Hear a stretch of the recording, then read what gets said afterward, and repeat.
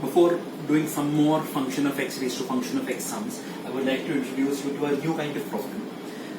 In this, till now, all the problems we saw or did was on the basis and on the assumption that y and x are our only variables.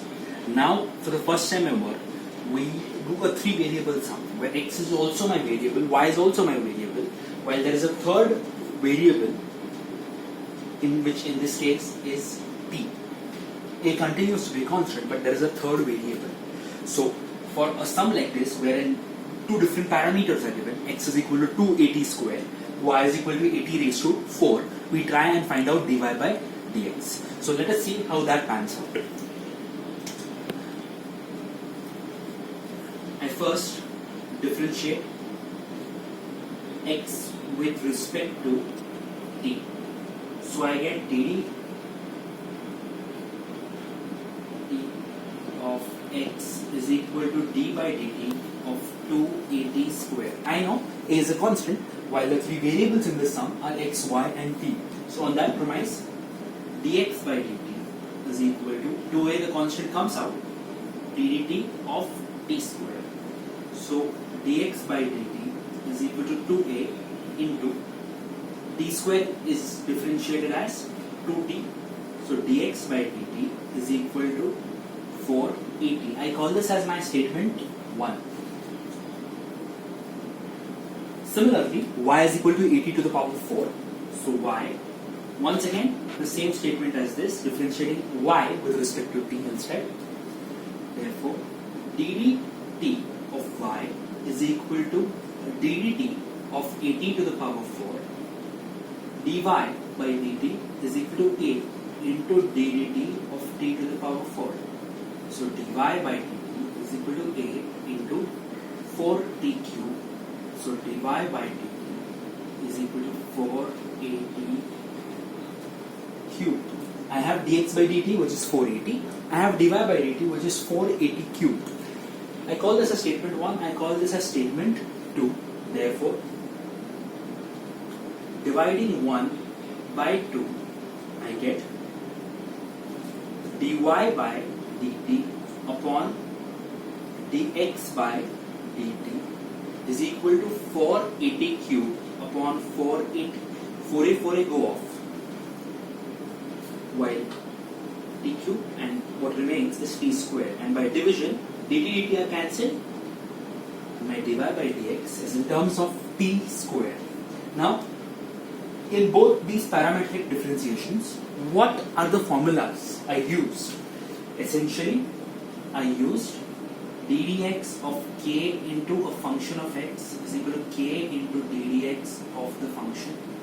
I used ddx of x raised to n is equal to n into x raised to n minus 1.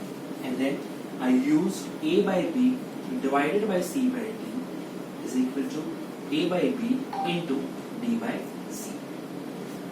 So let's see one more problem, and then we have a bit more clarity about this kind of a sum. Our second problem is, we have to find dy by dx if x is equal to a cos theta, y is equal to b cos theta. Here, x, y and theta are here. X, y, t were my parameters. Here, x, y and theta are my parameters. A and b continue to be constants. So, I just go as per the first sum, differentiating x with respect to theta. So, dd theta of x is equal to d by d theta of a cos theta. I get dx by d theta is equal to a into d by d theta of cos theta. Dx by d theta is equal to minus a sin theta. dd theta of cos theta is equal to minus sin theta, or derivative of cos x with respect to x is minus sin x. That's what I have used here. Similarly, for y, I say differentiating y with respect to theta, I get dd theta of b cos theta is equal to b into dd theta of cos theta dy by d theta is equal to minus b sin theta. I use the same formula, d by d theta of cos theta is equal to negative sin theta. I also use one more formula in both places. ddx of k into fx is equal to k into d by dx of fx. I call this as statement 1. I call this as statement 2. I'm also going to now use a by b divided by c by d is equal to a by b into d by c. Therefore, dividing 1 by 2, I get dy by d theta upon dx by d theta is equal to minus b sin theta upon minus a sin theta, which is nothing but dy by dx is equal to b upon a. And that's the sum. Let me see if we can do one more sum on this. Alright, so we'll do it on the next